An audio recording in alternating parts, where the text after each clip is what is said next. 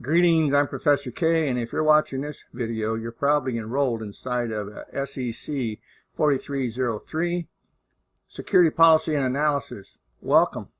Now, there's two different flavors to this course.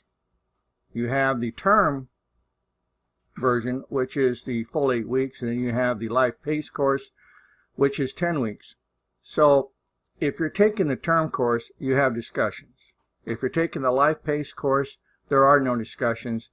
In lieu of discussions, you have journals to complete. All right. So let's go ahead and take a look at the course syllabus and let's see what's expected of students who enroll inside of Security Policy and Analysis.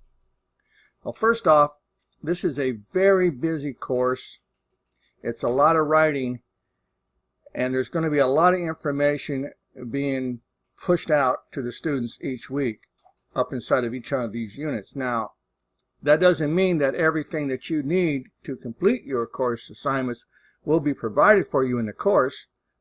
Students are expected to use outside resources to complete their assignments, and that includes their writing assignments, and if you're inside of a term course, that includes the discussions.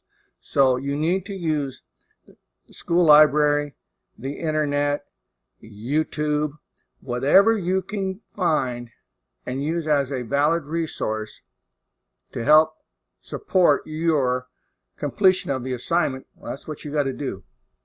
All right, so the course syllabus, loading up here. We're going to go over this real quick. And by the way, this should be your go-to document for any questions that you have about how your assignments are graded.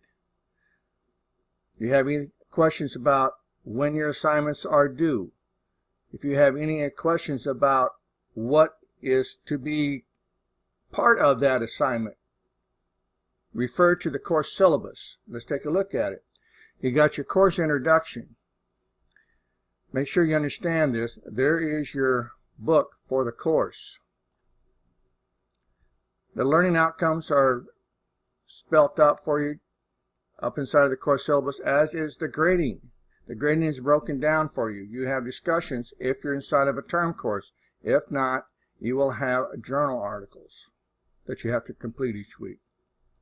Now, if you don't want to use the access provided for you for each unit, you can go through here and you can click inside of the course syllabus and you can get access to everything that you need to be able to complete your assignment each week. Now, for instance, the Unit 1 study guide, you can get it through the course syllabus, or you can go up here clicking on the Unit 1 underneath the menu on the left side of your course, and you'll get access to exactly the same material.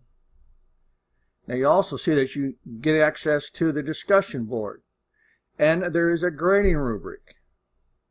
Very important that you understand what a grading rubric is and what it is used for. It is what the instructor will use to grade your assignments. Nothing more, nothing less. There's no subjectivity. You either complete the assignment as stated in the grading rubric or you don't. That's all there is to it. I will not embellish the grade, nor will I deduct from the grade if it's not covered in the grading rubric. Very important. In Unit 1, you have an assessment. Some of these units, you will have assessments. That's just an online exam. You must complete that online exam, and when you're done, you have to submit it. Then it will be graded by your instructor. You also see that you have additional resources down here to include the CSU library, student learning resources, and communication forums. Now, communications forums include the Ask the Professor. So, if you have a problem with an assignment being submitted, let's say, to the wrong grade book or the wrong assignment was uploaded, you can use the Ask the Professor forum. Send me a message and I will reset that attempt for you. All right, very important. If you need to get a hold of me, you can get a hold of me through the Ask the Professor forum, where you'll see my contact information, which means that you can post a message inside of the Ask the Professor forum, or you can call me, or you can email me. All that information is provided for you there. All right, so once you go inside of one of the courses or one of the units, you can subscribe. You want to subscribe to a particular forum, you can, but once you leave the course, that is to say you've completed the course, unless you unsubscribe, you will continue to receive information that's being posted to that thread, such as Ask the Professor. So that's all I got for you. And so I want to welcome you one more time to the course. And if you have any questions or you have any concerns, please don't hesitate to reach out and contact your instructor. And I'll see everyone up inside of either the discussions or up inside of the units. Have a great day. Bye.